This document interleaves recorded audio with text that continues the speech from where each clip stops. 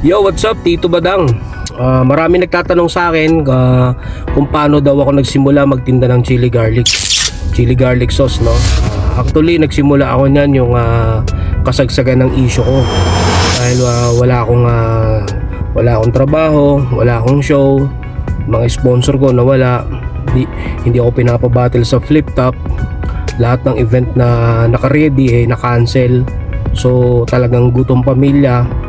Wala akong pagkukunan ng hanap buhay, wala talaga lahat, walang kaya ang ginawa ko, nangutang ako ng 500 sa biyanang ko at nagtry ako magluto ng chili at ito ay inalok ko sa mga nanay ng anak ko, na yung mga nanay ng kaklase niya, no, sa school.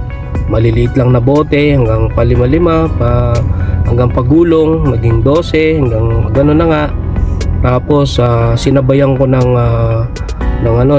pagbablog sa YouTube, no, yung mga review at ayun na nga, at nagustuhan nila yung sili at yun, hanggang nakilala sa school at nakaipon-ipon ng onting puhunan. Nagbagsak na ako sa mga tindahan dito sa amin. Siguro nagbagsak ako dyan sa isa pa lang pharmacy, nagtry ako dyan, pinagbigyan ako sa mga tindahan. So nakabagsak ako dito ng mga 6 hanggang 7, no. Tapos yung kita ko hindi ko ginagalaw kasi yung yung pagbablog ko naman kumikita din. Kahit papano kumukurot-kurot ako para may pambili kami ng pagkain at nasusumpungan naman, at may mga tulong galing sa pamilya ko. Kaya ayun, hindi ko siya ginagalaw hanggang napalaki ko yung puhunan, hanggang sa yan, nagtry na ako magbagsak ngayon sa mga pasalubong center. So nagtry ako dun sa isang pwesto kasi maliit pa yung puhunan ko, hindi pa kayang suportahan lahat, no. Nagtry lang ako ng isa, yun doon, kahit papano naman may nabibili. So pa 12 lang ako, at nagtry din ako maglabas na itong crunchy chili garlic, no. Ito yung pure bawang pero maanghang to, no. Crunchy to na bawang. So malakas din, pero yung dumating kasi yung pandemya, doon tayo parang natigil lahat. So nag-online ako hanggang sa nailabas ko tong chili garlic sauce. Ito na yun, chili garlic sauce na to. Ito yung pumutok talaga sa akin, hanggang nawala yung garlic crunchy. Ito yung talagang the best. So ito yung nag-online ako, nagda-drop ako sa mga pwesto dito sa Baguio hanggang nakakilala. Tapos kahit papano bumabalik yung sistema ng takbo ng buhay natin, 'di ba? Kahit pandemya. Yun doon, nakaipon-ipon ako ng puhunan gawa ng pagbablog na itutulong ko doon, na paikot-ikot ko kasi lumalaki naman yung puhunan niya dahil hindi ko naman nagagalaw. Dahil yung mga pinagkukuhanan ko pang ibang income kahit papano naman nakakatulong. Kasi kumikita din ako dati sa Bigo. Nagrarap ako doon. So yung kinikita ko doon, yung ginagastos ko sa isang buwan. So kumikita ako doon ng 7,000 to 10,000, nagrarap lang ako sa Bigo. Kaya malaking tulong pa rin, kumbaga nagsabay-sabay lahat hanggang nakaipon-ipon. Yung isang binabagsakan ko dati, marami na, hanggang nakakuha ko ng 5, 10 pwesto, 20, hanggang umabot ng 100 plus na pwesto dito sa Baguio, yung lahat ng pasalubong center. Hanggang nailabas ko nga itong sukang.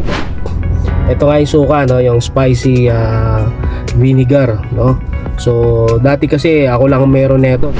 Ginaya to dito sa Baguio. Pati yung bote niya ginaya, pati lahat ginaya, no. Kaya okay naman kung ginagaya tayo, ibig sabihin effective tayo sa mga negosyante rito, na isa tayo sa mga popular, no. So ang pumutok talaga sa akin yung suka tsaka itong chili garlic, no. Yung crunchy pag may order lang yan, tsaka lang ako naglalabas. At ngayon salamat sa negosyo na to, dahil kahit papano dito ko na kinukuha yung pang araw-araw na gastusin namin, pangkain, baon ng anak ko, mga gamot, pang maintenance ng mga may sakit, no? Nakatulong ko rin sa magulang ko. Minsan nakakatulong din ako sa mga kapatid ko. At kahit papano ay napupuno niya lahat ng aming mga pangangailangan sa araw-araw. At masayang masaya ako dahil simula na nagka-issue ko hanggang ngayon, siya pa rin yung hanap buhay ko. Kahit na marami yung dumaan sa akin ng mga show, mga PSP, siya talaga yung nagligtas ng aking gutom. Yung mga time na wala akong show, wala akong event, wala lahat, no? At malaking sandalan ko to, no? Hanggang ngayon talagang hindi ko siya malilimutan dahil napakalaking tulong sa akin ng chili garlic sauce. At kung bakit Chelsea nga rin yung pangalan, dahil Chelsea yung anak ko, yung pangalan ng anak ko, no? So yung nagsimula kasi ako na mag chili garlic sauce 3 years old pa lang yung anak ko. So magpo 14 years old na siya. So isang dekada na tong sili, no? So ito talaga bumuhay sa amin. Siya rin ang siya ang dahilan. Kaya sobrang blessed ako dito. Kaya salamat din ako kay Lord na binigyan niya ako ng pagkakataon para makapagtayo ng ganitong negosyo. Hindi naman tayo super yaman, hindi naman tayo mayaman na mayaman. Yung kahit papano hindi tayo nawawala ng isasaing araw-araw, hindi tayo nawawala ng kahit papano may naduduko tayo sa oras ng kagipitan, lalo na itong mga nakaraan, di ba, nanganak nga yung asawa ko at nasisaryan. Marami din tayong pinagdaanan pero napunan niya rin, at sa awa ng Panginoon si Tito Badang ay umaahon at patuloy aahon sa awa ng Panginoon. Kaya kayo magsikap din kayo mga kapatid, dahil walang imposible sa mundong ito. Maliit man yan o malaking negosyo, tutukan mo para sa pamilya mo yan. Malalaman mo lang bandang huli na lumalago na yan. In Jesus name, Amen.